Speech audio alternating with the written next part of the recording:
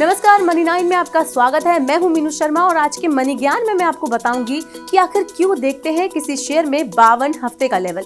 आप अक्सर ऐसी खबरों को पढ़ते होंगे कि फला शेयर 52 हफ्ते की ऊंचाई या 52 हफ्ते के निचले स्तर पर चल रहा है, या कोई शेयर 52 हफ्ते की ऊंचाई से इतने फीसद नीचे चल रहा है। आपके मन में ये सवाल तो जरूर आता होगा कि किसी शेयर में 52 हफ्ते की ऊंचाई या निचला स्तर क्यों देखा जाता है और ये क्यों इतना इम्पोर्टेंट होता है। तो चलिए आपको समझाते हैं इसका पूरा खेल। 52 हफ्ते की ऊंचाई का मतलब ये है कि एक साल में शेयर किस उच्चतम स्तर तक पहुंचा था। इस तरह 52 हफ्ते के निचले स्तर का मतलब ये होता है कि एक साल में शेयर किस निम्नतम बिंदु तक गिरा था।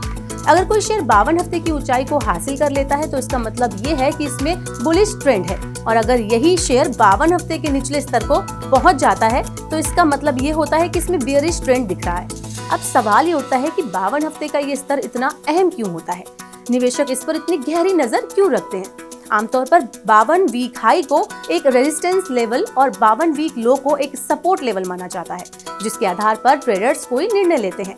इस तरह किसी शेयर में एक साल में कितनी गिरावट आई या बढ़त हुई, इसके आधार पर ही किसी शेयर को खरीदने या बेचने का निर्णय लिया जाता है। जब शेयर 52 हफ्ते की ऊंचाई पर पहुंच जाता है तो ये मान लिया जाता है कि ये अपने पीक पर पहुंच चुका है और इसके बाद इसमें गिरावट आ सकती है। ऐसे में बहुत से निवेशक क्या करते हैं, वो मुनाफा वसूली कर लेते हैं। अगर कोई निवेशक किसी शेयर में निवेश करना चाहता है तो उससे पहले ये नोट कर लेना चाहिए कि शेयर में 52 हफ्ते का उच्चतम या निचला स्तर क्या है।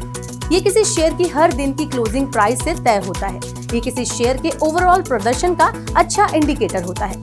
वैसे तो किसी शेयर को खरीदने के लिए कई तरह के बिंदुओं पर विचार करना होता है, लेकिन इसे भी एक अहम पॉइंट जो है माना जाता है। तो अब शायद आपको समझ आ गया होगा कि ये 52 हफ्ते का लेवल आखिर होता क्या है और क्यों ये जरूरी होता है।